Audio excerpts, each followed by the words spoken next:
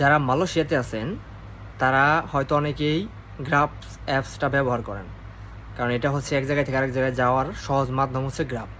এখন আমি গ্রাফের একটা প্রবলেম ফেস করছি, সেটা হচ্ছে যে আমি বর্তমানে যেখানে আছি এখান থেকে মালয়েশিয়ার টিবিএস বাস স্ট্যান্ড এটা খুব একটা দূরত্ব না।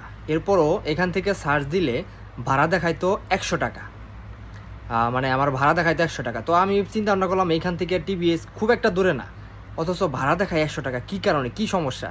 অনেক খোঁজাখুঁজি করলাম, অনেক চিন্তা ভাবনা করলাম, কোনোভাবে এটা পাইতেছিলাম না যে আসলে এটা কী সমস্যা, যে কেন এত ভাড়া দেখাইতেছে। যেখানে আপনার ভাড়া সর্বোচ্চ 30 থেকে 35 টাকা, সেখানে 100 টাকা ভাড়া দেখাইতেছে।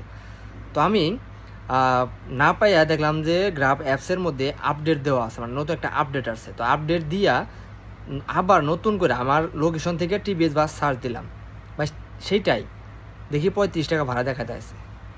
মানে এখন যারা এরকমটা হয়তো মনে করেন যে আপনার লোকেশন থেকে আপনার যাওয়ার লোকেশনের ভাড়াটা বেশি দেখাইতেছে, তাহলে আপনার গ্রাফ অ্যাপসটা আপডেট দিয়ে ফেলান।